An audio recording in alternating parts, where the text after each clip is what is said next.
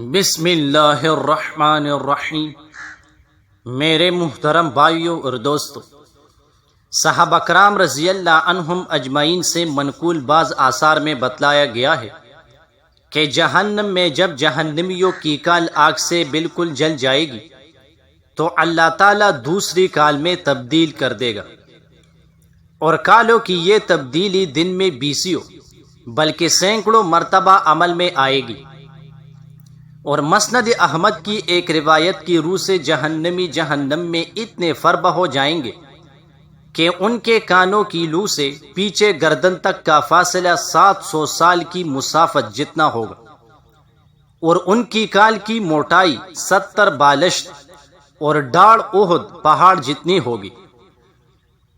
اللہ کے فضل سے جنت ملے گی۔ بلائی کا ملنا اللہ کے فضل و کرم سے ہے، یعنی کسی نیکی یا اطاعت کا صلہ نہیں ہے، کیونکہ نیکی کی توفیق بھی دینے والا اللہ تعالیٰ ہی ہے۔ علاوہ ازیں اس کی نعمتیں اتنی بے پایا ہے کہ ایک انسان کی عبادت و طاعت اس کے مقابلے میں کوئی حیثیت ہی نہیں رکھتی۔ اسی لیے ایک حدیث میں جناب نبی کریم علیہ السلام نے ارشاد فرمایا، جنت میں جو بھی جائے گا محض اللہ کی رحمت سے جائے گا، اپنے عمل کی وجہ سے نہیں۔ صحابہ کرام رضی اللہ عنہم اجمعین نے عرض کیا کہ یا رسول اللہ صلی اللہ علیہ وسلم، آپ بھی اللہ کی رحمت کے بغیر جنت میں نہیں جائیں گے؟ جناب نبی کریم علیہ السلام نے فرمایا کہ ہاں، جب تک اللہ مجھے بھی اپنے دامان رحمت میں نہیں ڈانک لے گا جنت میں نہیں جاؤں گا۔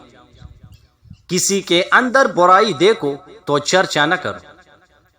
اللہ تعالیٰ قرآن میں ارشاد فرماتے ہیں کہ ترجمہ، برائی کے ساتھ آواز بلند کرنے کو اللہ تعالیٰ پسند نہیں فرماتا، مگر مظلوم کو اجازت ہے، اور اللہ تعالیٰ خوب سنتا جانتا ہے۔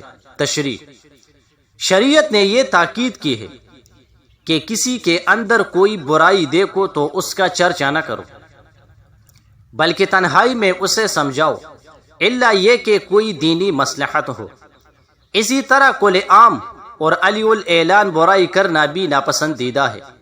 برائی کا ارتکاب ویسے ہی منع ہے چاہے پردے کے اندر ہی کیوں نہ ہو، اسے برسر عام کیا جائے یہ مزید ایک جرم ہے، اور اس کی وجہ سے اس برائی کا جرم دو چند بلکہ دو چند ہو جاتا ہے۔ قرآن کے الفاظ مذکورہ سے دونوں قسم کی برائیوں کے اظہار سے ممانعت معلوم ہوتی ہے، اور اس میں یہ بھی داخل ہے کہ کسی شخص کو اگرچہ اس کی کردہ یا نہ کردہ حرکت پر برا بلا کہا جائے، البتہ اس میں ایک استثناء ہے کہ اگر کسی نے تم پر ظلم کیا ہے تو لوگوں کے سامنے بیان کر سکتے ہو، جس کا ایک فائدہ یہ ہے کہ شاید وہ ظلم سے باز آ جائے یا اس کی تلافی کی صحیح کرے۔ دوسرا فائدہ یہ ہے کہ لوگ اس سے بچ کر رہے۔ حدیث میں آتا ہے کہ ایک شخص جناب نبی کریم علیہ السلام کی خدمت میں حاضر ہوا اور کہا کہ مجھے میرا پڑوسی ایذا دیتا ہے۔ جناب نبی کریم علیہ السلام نے اس سے فرمایا، تم اپنا سامان نکال کر باہر راستے میں رکھ دو۔ اس نے ایسا ہی کیا۔ چنانچہ جو بھی گزرتا اس سے پوچھتا، وہ پڑوسی کے ظالمانہ رویے کی وضاحت کرتا، جسے سن کر ہر راہ گزر اس پر لعنت ملامت کرتا۔ پڑوسی نے یہ صورتحال اور تکلیف دیکھ کر معذرت کر لی اور آئندہ کے لیے ایذا نہ پہنچانے کا فیصلہ کر لیا، اور اس سے اپنا سامان اندر رکھنے کی التجا کی۔ اللہ کی رحمت کے 100 حصے ہیں۔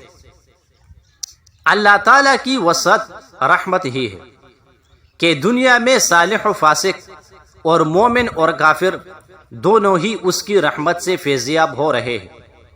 حدیث میں آتا ہے کہ اللہ کی رحمت کے 100 حصے ہیں، یہ اس کی رحمت کا ایک حصہ ہے کہ جس سے مخلوق ایک دوسرے پر رحم کرتی اور وحشی جانور اپنے بچوں پر رحم کرتے ہیں، اور اس نے اپنی رحمت کے 99 حصے اپنے پاس رکھے ہیں۔ ہر متقی مومن اللہ کا ولی ہے، ہر متقی مومن اللہ کا ولی ہے۔ لوگ ولایت کے لیے اظہار کو ضروری سمجھتے ہیں اور پھر وہ اپنے بنائے ہوئے ولیوں کے لیے جھوٹی سچی کرامتیں مشہور کرتے ہیں۔ یہ خیال بالکل غلط ہے۔ کرامت کا ولایت سے چولی دامن کا ساتھ ہے، نہ کہ اس کے لیے شرط۔ یہ ایک الگ چیز ہے کہ اگر کسی سے کرامت ظاہر ہو جائے تو اللہ کی مشیت ہے، اس میں اس بزرگ کی مشیت شامل نہیں ہے۔ لیکن کسی متقی مومن متبع سنت سے کرامت کا ظہور ہو یا نہ ہو، اس کی ولایت میں کوئی شک نہیں۔ جزاک اللہ۔